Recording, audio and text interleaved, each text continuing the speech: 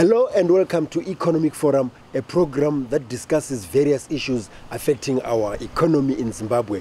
These can be issues to do with industry, manufacturing, tourism, the arts, and many others. We discuss them and see how they contribute to our economic development. My name is John Masovu. Human capital management or personnel management or human resources management has been changing in its trends in the past few years as a result of migration, as a result of the economies of different countries changing, as well as health issues like COVID-19. And we are going to see how that has affected the worker and the workplace. And to discuss that, we've invited a human resources consultant, Albert Chandavengerwa. Albert, welcome to Economic Forum. Thank you very much, John, and thank you for having me. I think these terms that I mentioned, you seem to use them in the discipline interchangeably. Why? Do they remain the same thing? No, they don't. I think the personnel management is a traditional approach to human resources, where the function was responsible for ensuring that people are employed and they are also expelled from the organization.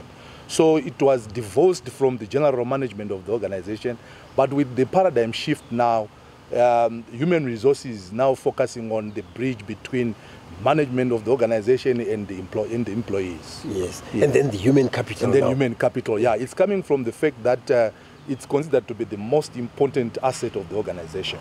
Yes. Yeah. Now let's look at the trends as we speak right now. What are they like here in Zimbabwe and this changing world of work that I referred to? I think what is happening is that there is a paradigm shift in terms of the world of work. Technology is taking over some jobs. Yeah, there is now a lot of automation where you used to have people putting in bottle tops. The machines are now doing that. So the world of work is changing and we need to refocus in terms of the skills. It's also compounded by things like COVID-19, where you now have remote work. We're now working from home. I know things are changing now, but some organizations have decided to keep it that way so that they can also manage costs. But it's very, very difficult since we're used to, the traditional approach to work where people would come to the office and you need to see them in the offices. This sometimes takes time to understand and appreciate, where people say, look here, who are you, Albert, to come and change things? We've been working here for the last 40 years and you're now telling us that we should be structured this way. How are you approaching it in the discipline in order for people to quickly understand it, both at managerial and at shop floor level? I think, yeah, generally change management is very difficult. People want to cling on to their traditional cultures, but it's important to motivate people to appreciate the importance of change. We need to change with the times, unless we are big enough to change the times. And as we are there, how are you working with different capacity building institutions so that as people leave these institutions, they are prepared for any eventuality, they are prepared for these changes? I think organizations are training their employees. They are doing capacity building.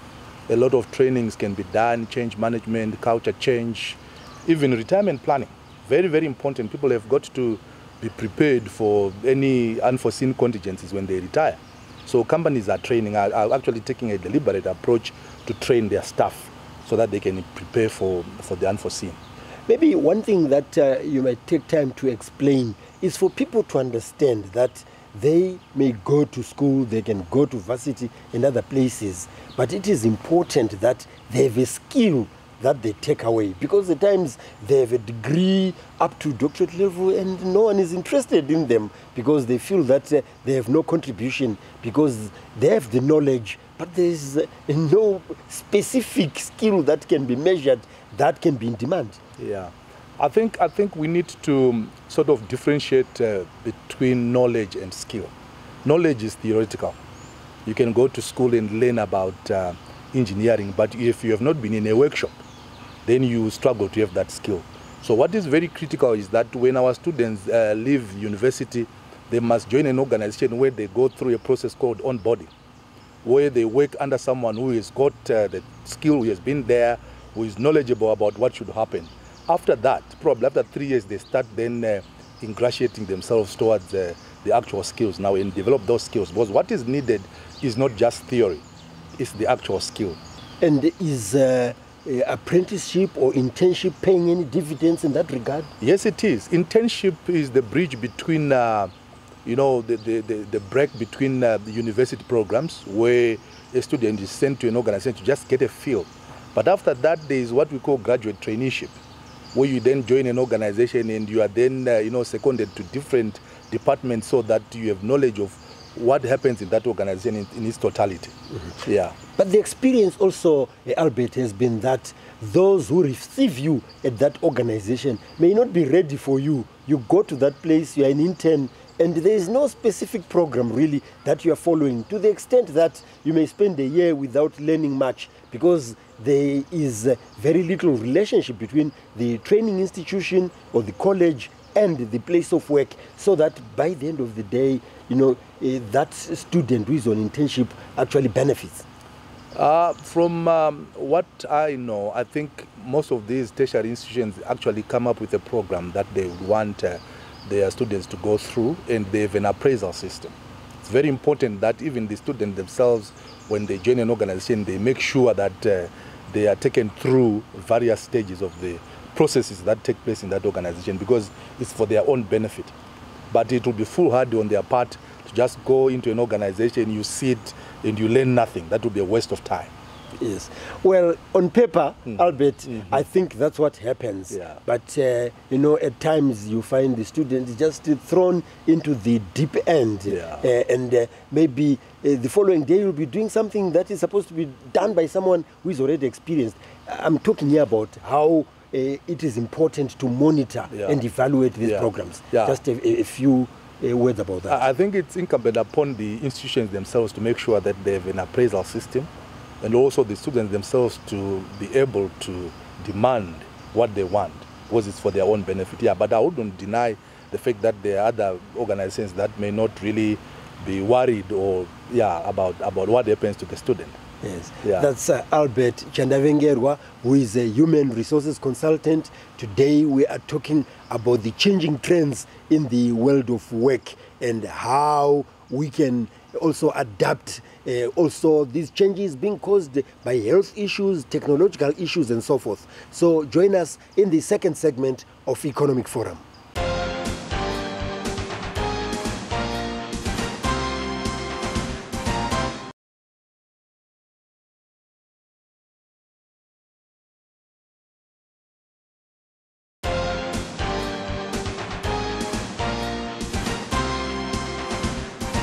We are now in the second segment of Economic Forum, where today we are looking at the changing trends in human resources management and also the changing situation at the world of work, where other people or many people now prefer to work from home. We've got Albert Chandavengerwa here, who is a human resources consultant, who is helping us to go through all that.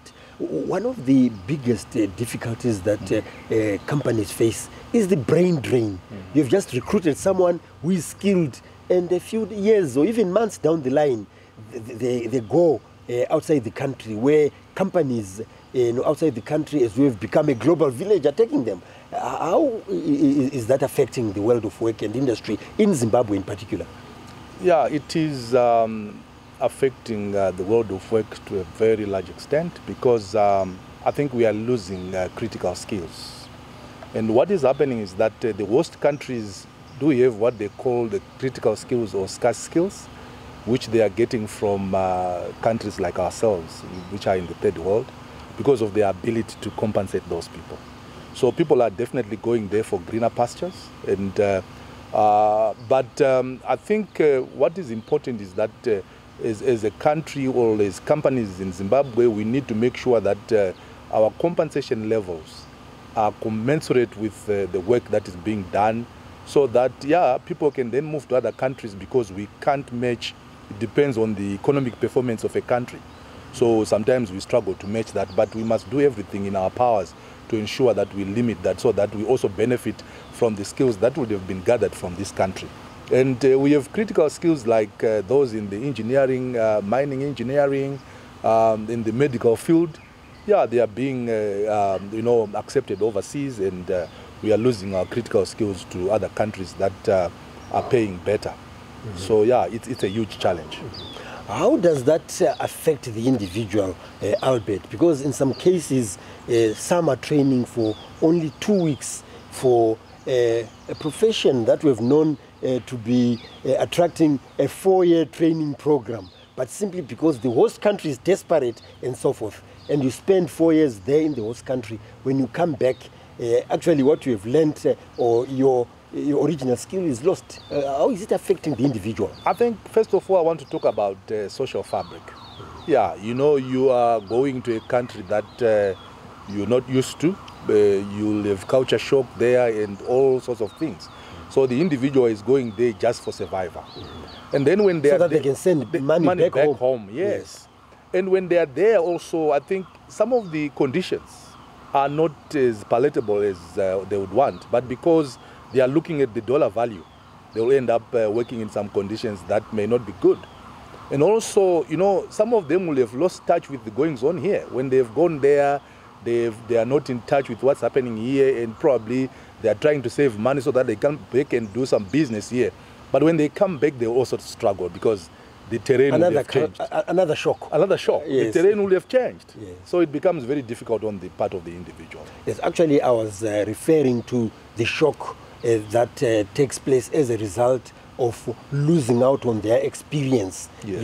Because they're targeting just their menial jobs. Yeah, yes. Yeah. And so after 3 years, yeah. you're an engineer, but you're now working as a caregiver and so forth. Yeah. Obviously, after 3 or 4 years, you'll be a different person. Yes, and in human resources, we will not then take note of that gap because you've been out of the system.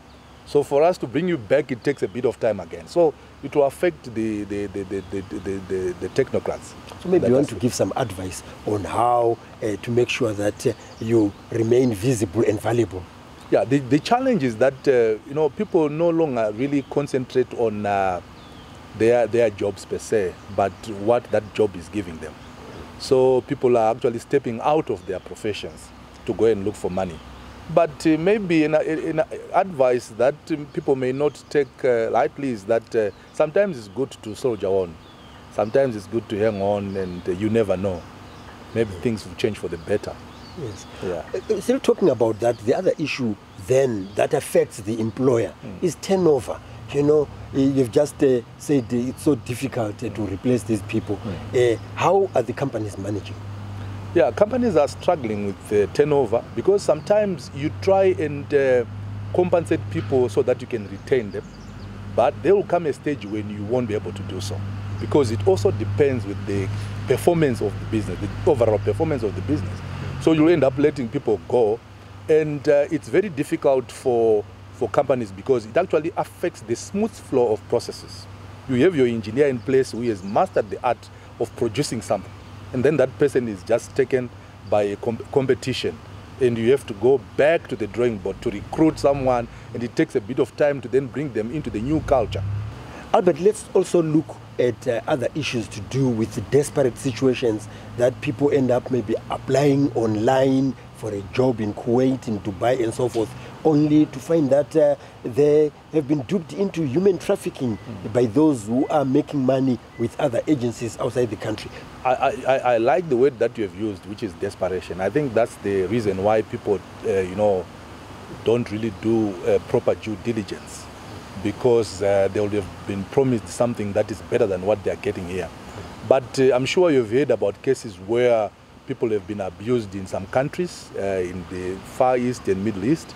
I think if there are any agents that are doing that, they need to do proper due diligence so that when people go out there, they go there to do what they've applied for. Because when you're out there, you become very weak because you are in a different territory, and you then struggle to make sure that you are saved from that part of the world. So it's very important. I know government has intervened in helping some people come back to Zimbabwe, but it's a voluntary arrangement where people apply and they have separate arrangements, and government may not be in control. But it's very important to do proper due diligence. Maybe at this point, Albert, you want to give some tips on what people have to be aware of so that human trafficking does not increase in the levels that we sometimes see. Yeah. The challenge is that, these countries or these companies that are overseas, we may not have a lot of information about them. And also they are using agents. They are using some agents to who are locally based. Yes. Mm-hmm. So what is very important is that, the world is now a global village. You can actually go on the internet and search as much as you can about the organization. And also, you must also accept or ask them to give you a contract before you leave. That's Albert Chandavengerwa, who is a human resources consultant. He's our guest today, and we are talking about human resources, human capital, or labor issues, how they are changing, and also the changing world of work. So join us in the third and final segment of Economic Forum.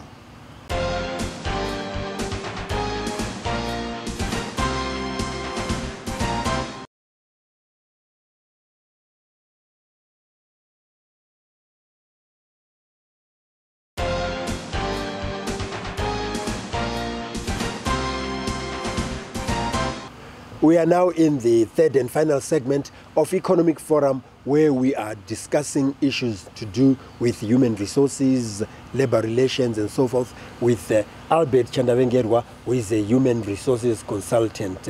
Now, Albert, the other issue that has been very important is the issue to do with conditions of service. With all these changes that you were mentioning, there are some acts, passed by Parliament, as well as Code of Conduct and so forth. How have all those been affected, and where has all that placed the worker? I think what is important is to talk about the conditions of service in relation to particular organizations. Every organization has got its own way of remunerating its employees. This can be industry-based, and even locally. But there are laws that govern that process, where an employee is supposed to get a fair wage. Yeah, although the word fair is very relative, but it's important to ensure that when they go into an agreement based on a signed contract, they agree on what each party's obligations are.